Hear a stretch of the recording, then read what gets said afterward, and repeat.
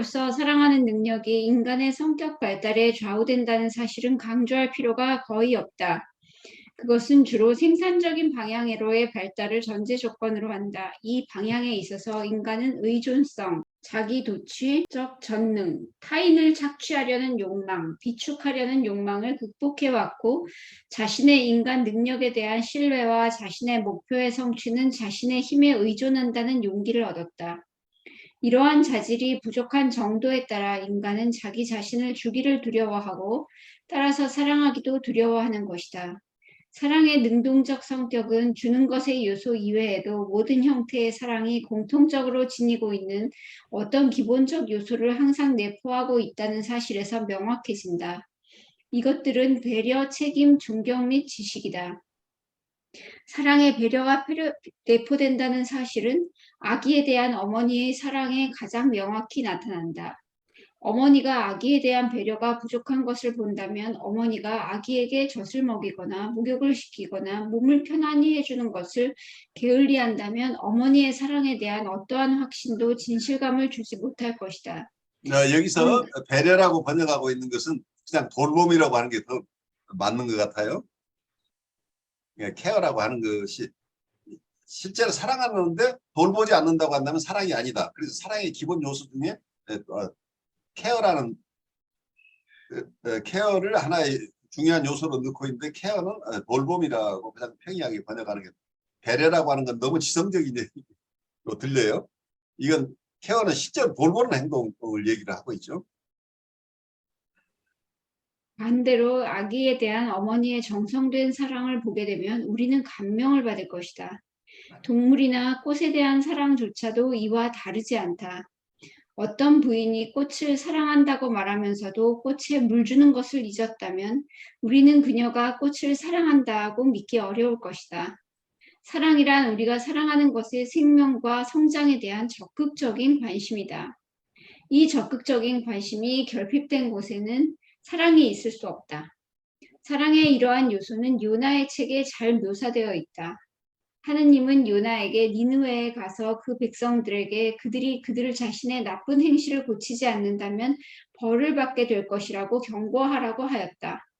그러나 요나는 니느웨 사람들이 회개하고 하느님이 그들을 용서할 것을 꺼려 그의 임무를 저버리고 도망하였다. 그는 도망하려 했지만 사랑과 영대감의 부족으로 인한 고독과 감금의 상태를 상징하는 고래의 뱃속에 갇히게 된다.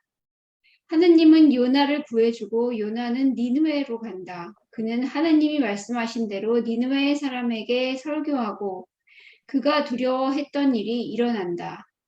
니느웨의 사람들은 그들의 죄를 회개하고 그들의 행실을 고쳐 하느님은 그들을 용서하고 그 도시를 파괴하지 않기로 결정한다. 요나는 몹시 화가 나고 실망한다. 그는 자비가 아니라 정의를 원했던 것이다. 요나는 결국 태양으로부터 그를 보호하기 위해 하나님이 자라게 한 나무 그늘에서 간신히 위안을 느끼게 된다. 그러나 하나님이 나무를 시들게 하자 요나는 낙심하고 화가 나서 하나님에게 불평을 털어놓는다. 하느님은 대답한다. 너는 수고도 아니하였고 키우지도 아니하였으면서 하룻밤에 났다가 한룻밤 새에 시들고만 박넝쿨을 애석히 여기는구나. 하물며 좌우를 판별하지 못하는 자가 12만여 명이며 가축도 많이 있는 거대한 도시 니느웨를 내가 아끼는 것이 어찌 합당치 아니하냐. 하느님이 요나에게 한 대답은 상징적으로 이해해야 한다. 하느님은 요나에게 사랑의 정수는 무엇을 위해 힘쓰는 것, 무엇인가 성장토록 만드는 것이며 사랑과 힘쓰는 것은 불과분의 관계라고 설명하고 있다. 사람은 자신이 힘쓰는 대상을 사랑하고 자신이 사랑하는 대상을 위해 힘을 쏟는 것이다. 여기서 힘쓰는 것이라고 하는 말은 영어로는 레이버예요. 그 노동이라는. 여기서 케어라는 것하고 레이버가 그 러브, 케어, 레이버 이게 같이 연결이 돼요. 레이버라 일한다는 것 자체가 돌보는 과정이 어떤 이 레이버로 나오죠. 일하는 거죠. 그 사랑 안에는 실제로 자기가 애써서 일하는 것이 포함된다. 돌봄이 그러니까 여기서 비유에서 나오지만 자기가 꽃을 사랑한다고 하는데 자기 화분에 있는 꽃이 시들도록 내버려 두고 있다고 한다면 이분은 이 꽃에 대한 관심을 가지고 적극적인 관심을 가지고 있지 않기 때문에 꽃을 케어하거나 꽃을 돌보거나 꽃을 위해서 노동하고 있지 않은 거죠. 꽃을 돌보거나 꽃에게 필요한 일을 하지 않고 있기 때문에 이분은 사랑을 하는 것이 아니다. 꽃을 사랑하는 사람이 아니라는 결론을 내고 있는 거죠. 그래서 사랑이라고 부를 때 그 구성 요소 중에 하나가 케어, 돌봄이다. 실질적으로 돌보기 위해서는 우리가 몸을 움직여 일해야 된다.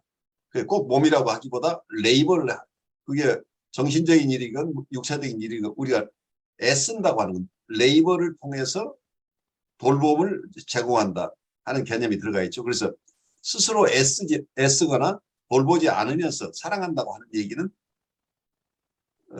진심으로 받아들이기 어렵다는 얘기를 하고 있죠. 여기서 에릭 프롬이. 배려와 관심은 사랑의 또 다른 측면, 즉 책임의 측면을 암시한다. 오늘날 책임은 종종 의무나 외부로부터 부과된 무엇인가를 의미한다. 그러나 진정한 의미에 있어서 책임이란 표현되었건 표현되지 않았건 다른 사람의 욕구에 내가 응답하는 완전히 자발적인 행동인 것이다. 책임을 진다는 것은 응답할 수 있으며 응답할 준비가 되어 있음을 의미한다. 요나는 니느웨의 사람에게 책임을 느끼지 않았다. 그는 카인처럼 나는 나의 형제들의 보호자인가? 라고 물을 수 있는 자였다. 여기서 어쩌면 responsibility를 책임이라고 번역을 했는데 이 에릭 프롬의 얘기를 잘 담아내지 못하는 용어를 쓴 것 같아요. 이 뭐라고 번역하는 게 좋을까요? 그 뒤에 나오는 얘기는 책임을 여기서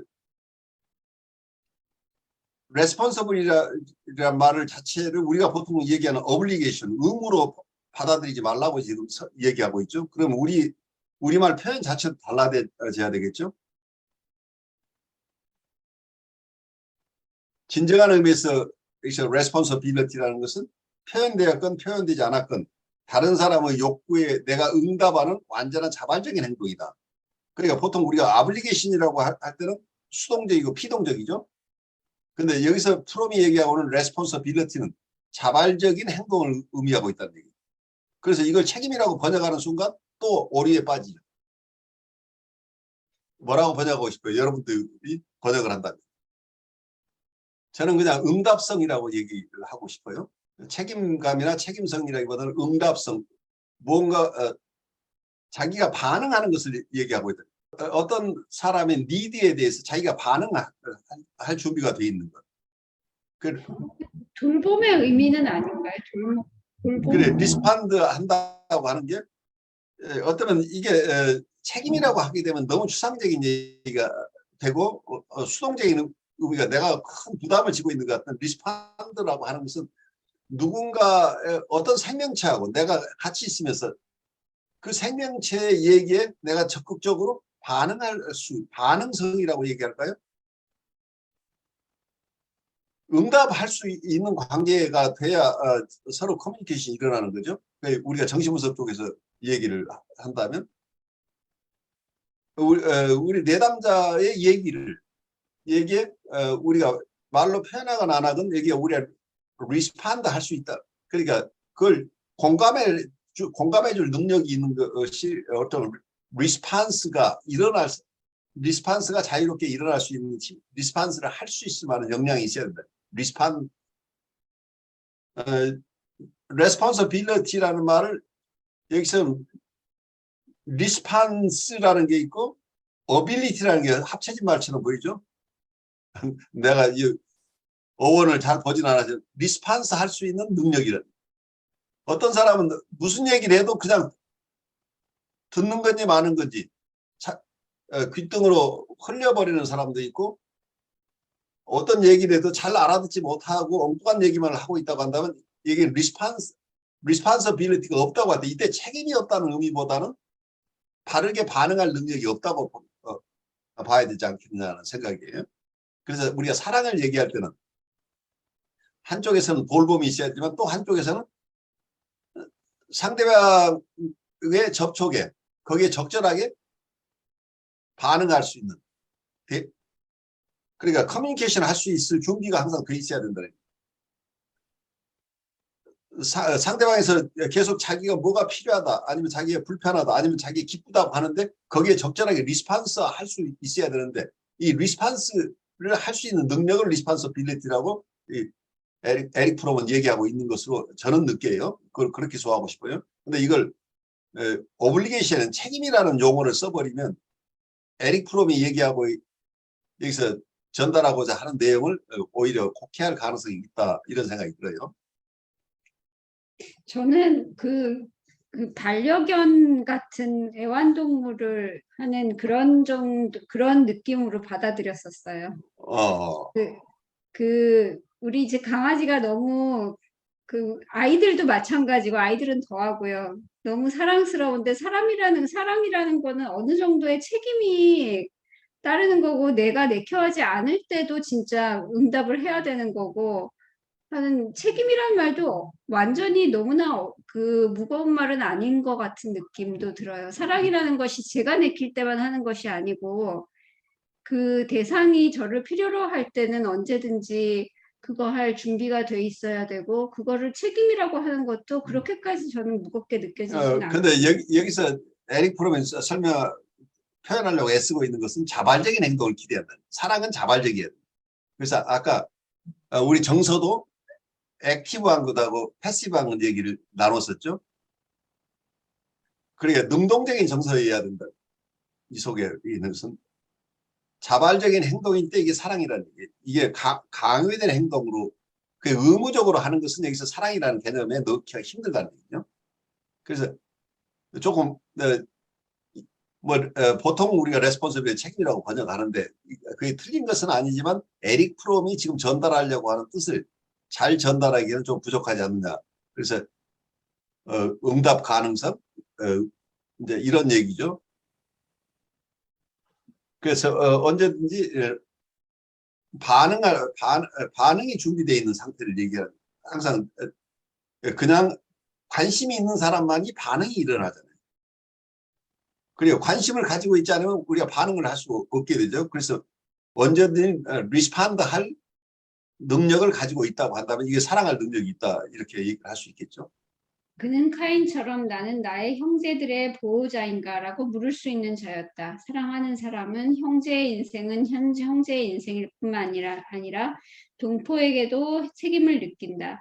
유아와 어머니의 경우에 있어서 이 책임감은 주로 신체적 욕구에 대한 배려를 가리킨다. 성인 간의 사랑에 있어서는 그것은 주로 상대방의 정신적인 욕구를 가리킨다. 원문의 내용 중 중요한 문장이 하나 눈에 띄는데 무슨 얘기냐면 The loving person responds라는 말이 나와요. 사랑하는 사람은 반응을 한다라고 표현되어 있어요. 그런데 여기서 번역이 빠져 있는 것 같아요. 그러니까 부자연스러운데요. 한주연님이 조금 전에 발제하신 내용 중에 마지막 부분의 내용이 잘 납득이 되지 않아서 원래 영문본과 두 개의 번역본을 비교를 해보았습니다. 장재영님의 번역본, 조금 전에 한주연님께서 사용하셨던 장재영님의 번역본에서 누락되어 있는 부분이 2019년에 발간한 황문수님의 번역본에는 충실하게 반영되어 있음을 발견하였습니다. 그래서 원문과 그리고 황문수님의 번역본을 중심으로 조금 미흡했던 부분을 제가 보완해서 설명드리겠습니다. 제가 좀 읽어드릴게요.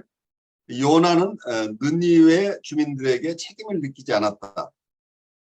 그는 카인처럼 나는 나의 형제들의 보호자인가라고 물을 수 있었을 것이다.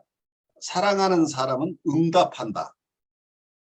형제의 생활은 형제의 일일 뿐 아니라 나 자신의 문제이기도 하다고. 그는 자기 자신에게 책임을 지는 것과 마찬가지로 동포들에게도 책임을 느낀다. 장재영님의 번역본에서 누락된 부분이 여기에서 선명하게 드러납니다. 이 번역 중에 빠져버린 게 사랑하는 사람은 응답한다는 아주 짧은 문장이 굉장히 중요한 문장인데 묘하게 이분이 번역하면서 그 짧은 문장을 빠뜨렸어요. 그러다 보니까 앞뒤가 좀 맥락이 애매하고 책임이라는 어떤 의무적인 용어가 더 큰 비중을 차지하는 것처럼 느껴졌어요. 근데 여기서 respond라는 용어, 동사를 중심으로 에릭이 어떤 면에서 이 언어를 조금 해체해서 그 언어가 원래 발생한 어원에 가까운 어떤 사용을 하고 있는 것으로 보여요. 사랑하는 사람은 리스판드 한다는, 그러니까 응답하지 않은 사람은 사랑하는 사람이 아니라, 그러니까 책임을 지지 않는 사람이라는, 결과적으로 책임을 지지 않은 사람이 되겠지만 수동적인 의무 관계를 사랑이라고 하는 게 아니고 적극적인 어떤 행동을 얘기를 하는 거죠. 그래서 여기서 응답한다는 얘기가 사랑하는 사람은 응답한다 하는 게, 여기서는 어떤 서로가 서로를 응답하는 관계라고 하는 것은 서로가 서로를 존중하고 서로를 배려하는 관계일 때 이 응답이 일어나는 거죠. 이 응답한다는 것은 자발적인 응답을 얘기하는 것으로 보여요. 그래서 사랑을 자발적인 행동이라고 하는 것과 여기서 사랑하는 사람은 응답한다라는 얘기를 우리가 같이 함께 생각하는 게 좋아요. 그래서 원문에서 The loving person responds라는 말이 들어가 있어요. 그래서 단순하게 어떤 책임만이 아니고 실제 대인관계에서 누군가 어떤 나하고의 관계에 있을 때 그 사람의 니드나 그 사람의 상황에 우리가 관심을 가지고 반응할 수 있는 관계가 사랑하는 관계라는, 많은 경우에 우리가 가까이 있지만 서로 무관심하고 뭐라고 하건 내가 대꾸도 안 하고 있는 관계면, 내가 지금 불편하면 내 대꾸도 안 하는 이런 상황이라고 한다면 사랑하는 관계에 있다고 보기 어렵다는 얘기가 되겠죠. 네, 그래요. 조금 번역상의 애매한 부분을 좀 설명드렸어요.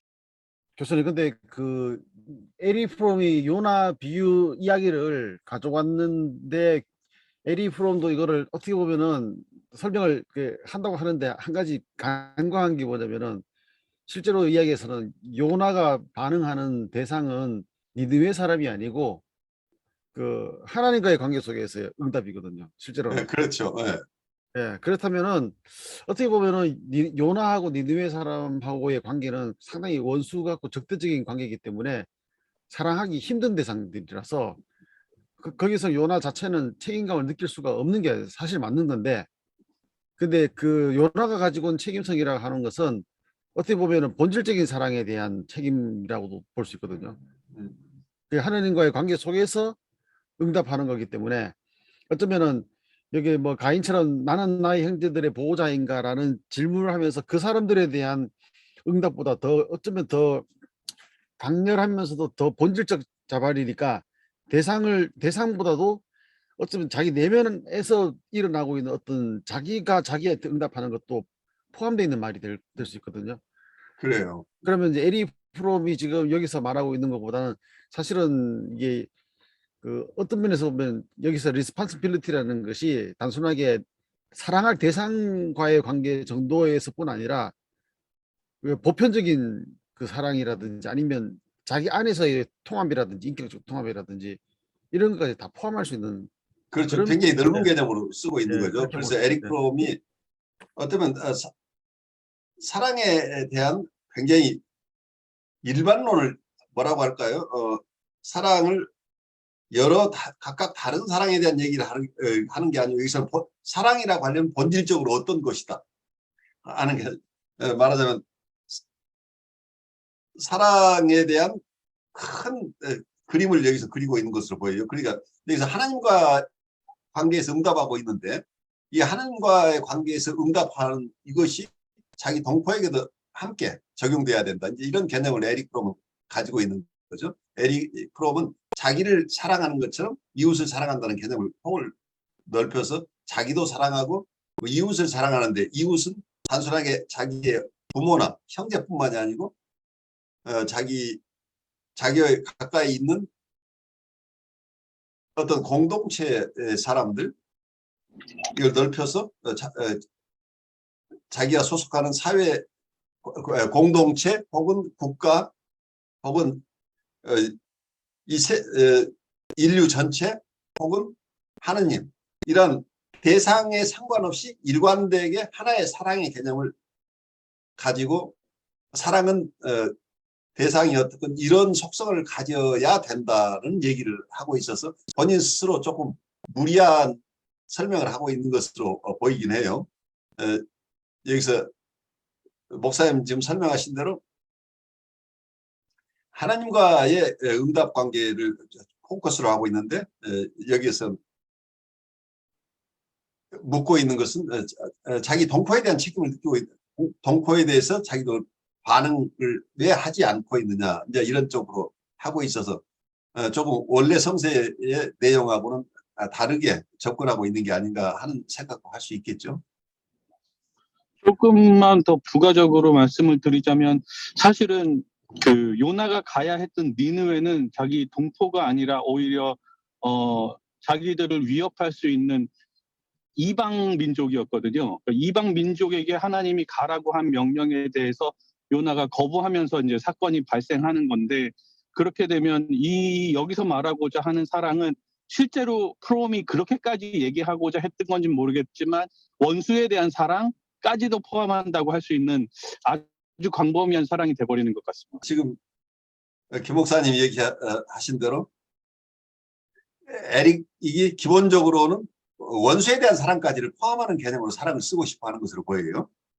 그러니까 단순한 동포뿐이 아니라 동포라고 얘기하지 않고 적으로 느껴지는 저 대상도 인류애로서 포용할 수 있는 이런 사랑을 그러니까 어느 대상만을 사랑하는 것은 사랑이 아니라고 보는 게 에릭 프롬의 기본적인 입장으로 보여요.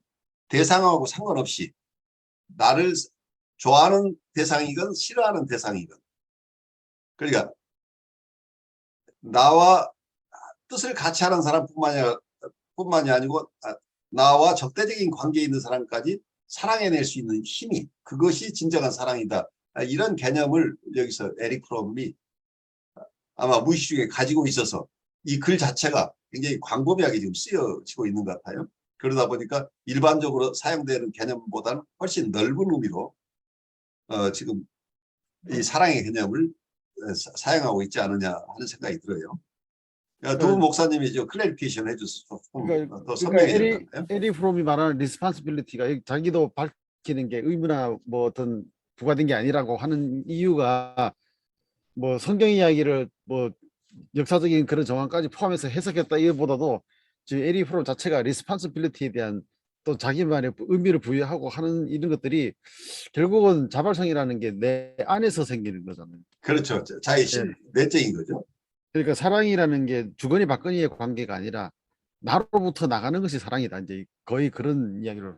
그러니까 거기서 또 한 가지 이분이 논리적으로 나로부터 나가는 것인데 나의 적극적인 자발적인 행동인데 사랑은 사랑을 나눈다는 개념을 가지고 있기 때문에 사랑은 주고받는 것이다라는 데까지 이르는 거죠. 그러니까 여기서 이런 자기 안에서 일어나야 되는 건데 자발적인 행동이 사랑인데 이 자발적인 사랑의 행동은 대상이 반응하지 않을 수 없기 때문에 반드시 사랑을 주게 되면 사랑이 되돌아오게 돼 있다. 이런 쪽에서 원래 의도는 내가 사랑을 주는 것이지만 결국 주고받는 것이다 라는 개념까지 여기 나아간 게 아닌가 싶어요. 이게 제가 언젠가 설명했지만 이냐시오스 세인트 이냐시오라는 분이 쓴 영신 수련의 마지막 어떤 수련 과정이 사랑을 얻기 위한 관상이에요. 사랑을 얻기 위한 관상에서 하나는 사랑은 말이 아니고 행동이다라고 표현하고 있습니다. 또 하나는 사랑은 주고받는 것이다 라는 개념이 들어있어요. 그래서 에릭 프롬이 지금 얘기하고 있는 것도 자발적인 행동이라는 측면뿐만이 아니라 진정한 사랑은 상대방으로부터의 사랑을 불러일으키기 상대방의 리스판드가 생기기 때문에 사랑은 결국은 주고받는 이런 관계에 이르게 된다라고 설명하고 있는 것으로 보여요. 그런데 그 과정 속에서 사랑의 대상을 굉장히 폭넓게 내 동포뿐만이 아니라 적군에게까지 본인이 속하는 공동체뿐만이 아니라 본인의 공동체와 서로 적대 관계에 있는 그런 공동체의 소속원까지도 사랑해낼 수 있는 힘을 에릭 프롬은 지금 요구하고 있는 것처럼 보여요.